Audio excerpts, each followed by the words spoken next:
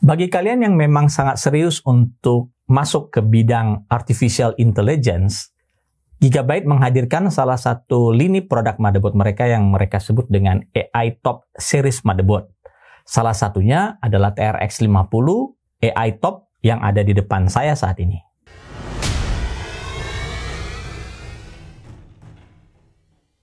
AMD Ryzen Threadripper 7000 series adalah prosesor paling tinggi dari kasta AMD yang diperuntukkan untuk dua platform.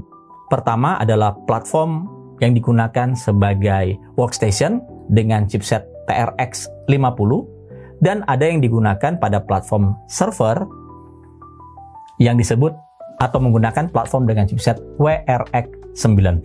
Perbedaannya untuk WRX 90 dia memiliki fungsi-fungsi untuk menjadi server seperti ada Pro Manageability dan juga Security. Itu sebabnya motherboard yang menggunakan chipset WRX 90 rata-rata memiliki fitur BMC untuk melakukan remote.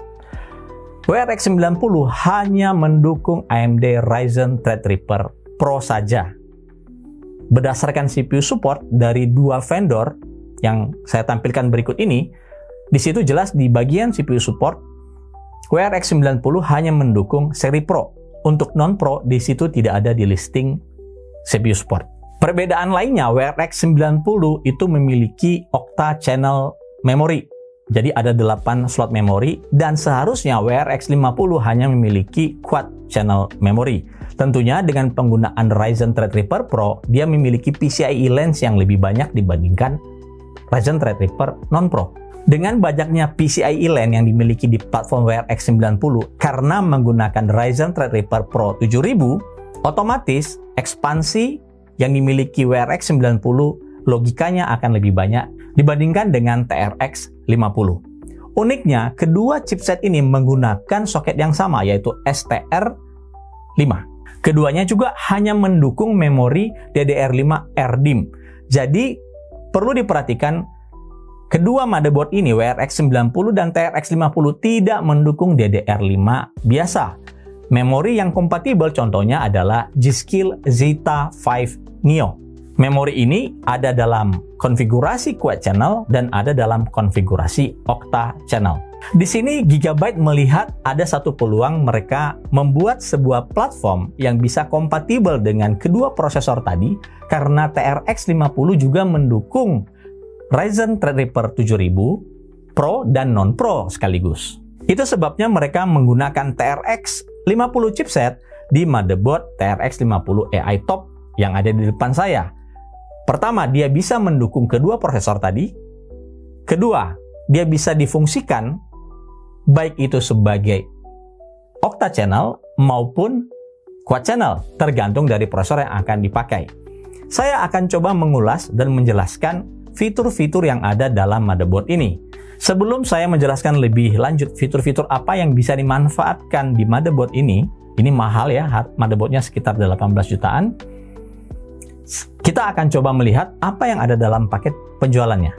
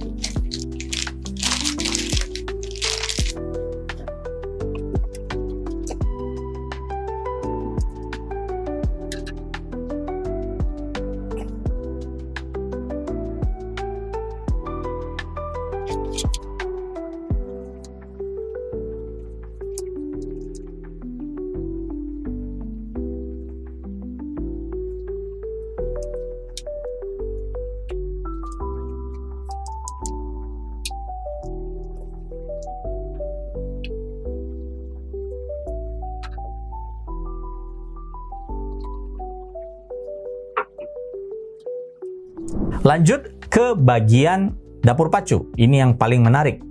Ini dilengkapi dengan 16+8+4 fasa, dan untuk V-core-nya yang menyuplai daya ke prosesor itu menggunakan Smart Power Stages dengan rating 110 ampere. Ini sudah jauh lebih cukup untuk menghidupkan sebuah prosesor AMD Ryzen Threadripper 7000 Pro maupun non-Pro yang memiliki TDP di 350 Watt. Di bagian input daya dari power supply, motherboard ini menyediakan 2 buah konektor EPS 12 volt untuk CPU dan ada 4 konektor PCIe yang ada di motherboard. Fungsi dari konektor power PCIe 8 pin di sini adalah untuk memberikan daya tambahan saat semua PCIe slot digunakan. Yang menjadi highlight di sini salah satunya adalah besarnya heatsink atau massa dari logam yang ada di heatsink ini yang digunakan untuk mendinginkan VRM yang ada di bawahnya. Kita lanjut ke memori. Meskipun dia hanya menggunakan chipset TRX 50, dia menghadirkan 8 slot memori DDR5 RDIMM yang mendukung hingga 2 TB. Tapi perlu ada catatan penting di sini bagi kalian yang ingin menggunakan motherboard ini. Pertama, kalau kalian menggunakan prosesor AMD Ryzen Threadripper 7000 non-Pro, maka maksimum memori yang bisa terpasang hanya 4 saja. Sedangkan jika ingin menggunakan seluruh slot memori, harus menggunakan AMD Ryzen Threadripper Pro 7000. Lalu bagaimana jika saya menggunakan AMD Ryzen 7000 non-Pro dengan 8 slot memori? Jawabannya 4 DIMM tidak akan dikenali. Jadi percuma untuk mencoba menggunakan 8 slot yang ada ketika menggunakan prosesor AMD Ryzen Threadripper 7000 non-Pro. Untuk modul memori, kami sangat merekomendasikan untuk menggunakan memori yang tertera pada QVL yang ada di website Gigabyte. Karena ini akan menjamin speed dan kapasitas yang bisa berjalan. Tersedia 4 slot PCIe 50x16 dengan full length. Artinya 4 slot ini berjalan di kecepatan by 16 secara penuh. Lalu juga kita bisa menemukan ada 4 slot M.2 yang berjalan full speed pada PCI Express Gen 5. Tetapi ada persyaratan yang harus dipenuhi sesuai dengan prosesor yang akan kita gunakan. PCI Express akan berjalan semuanya pada full by 16 Gen 5 hanya jika menggunakan prosesor AMD Ryzen Threadripper 7000 Pro. Sedangkan jika menggunakan non-Pro, maka slot PCI Express keempat itu hanya berjalan pada Gen 4. Untuk bisa menggunakan seluruh M.2 full speed yang ada sebanyak 4, wajib menggunakan AMD Ryzen Threadripper 7000 Pro. Sedangkan jika menggunakan non-Pro, 1 slot dari M.2 tidak akan bisa digunakan. Jadi maksimum cuma bisa 3 saja. Tentunya terdapat 4 buah port SATA yang mendukung SATA 6 Gbps seperti umumnya yang kita temukan di motherboard konvensional.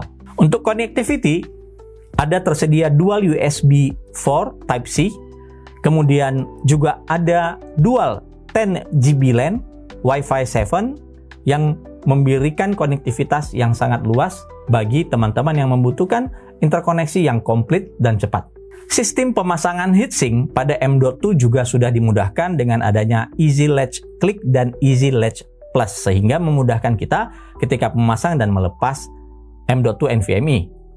Fitur kemudahan untuk melepaskan kartu grafis atau VGA juga ditemukan pada motherboard ini. Sayangnya fitur ini hanya untuk berlaku pada slot PCIe pertama atau yang paling dekat dengan prosesor. Di bagian multimedia, motherboard ini dilengkapi dengan 2 chip audio sekaligus, yaitu ALC 4080 dan ALC 897. Ini untuk menciptakan sebuah fitur HiFi audio dengan support DTS X Ultra. Di bagian I/O back panel kita menemukan interface yang biasa kita temukan pada umumnya seperti USB port Type A, beberapa ada, kemudian ada Type-C, ada display port input, jack audio, dan tentunya port untuk 2 buah 10 GBE LAN, serta antena untuk Wi-Fi 7.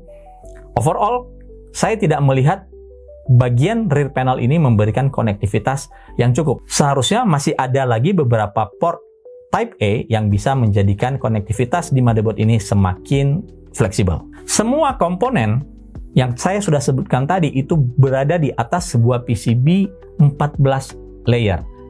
Ini PCB yang paling tinggi yang pernah saya pegang langsung, 14 layer. Tertinggi yang pernah saya pegang itu 10 layer. Kenapa harus PCB 14 layer? Kalau tadi teman-teman menyimak dari interkoneksi yang ada, di mana semua PCI Express-nya itu bisa berjalan di Gen 5, M.2-nya itu bisa berjalan di Gen 5 juga, ini membutuhkan signal integrity yang baik, agar transmisi bandwidth itu benar-benar berjalan sesuai kecepatannya. Dan ini membutuhkan sebuah PCB yang bisa menghantarkan transmisi signal yang 100% murni. Itu sebabnya dipilih 14 layer PCB, karena ini dipercaya bisa memberikan signal yang baik bahkan pada slot PCI Express atau M.2 yang paling jauh dari prosesor. Ingat, seluruh PCIe LAN yang digunakan untuk PCI Express maupun M.2 ini asalnya dari prosesor.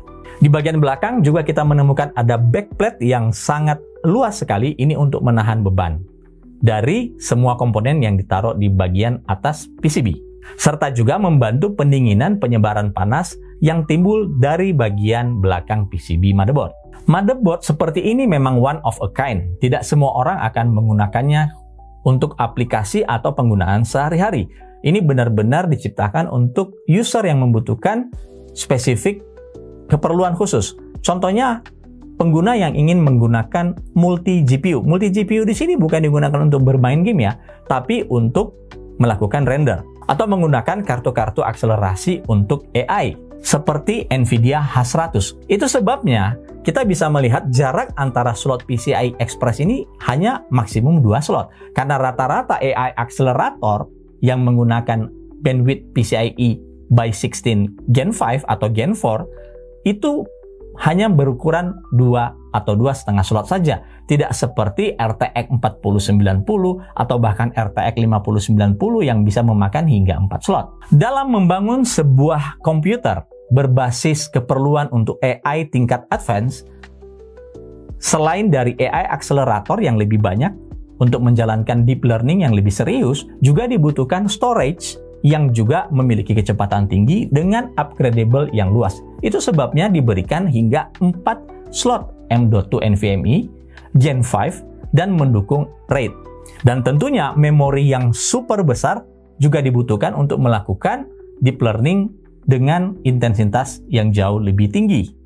Jadi, motherboard ini diperuntukkan untuk teman-teman yang ingin memiliki produktivitas yang maksimum, khususnya untuk AI. Apakah motherboard ini memiliki kemampuan AI tertentu? Sebenarnya tidak.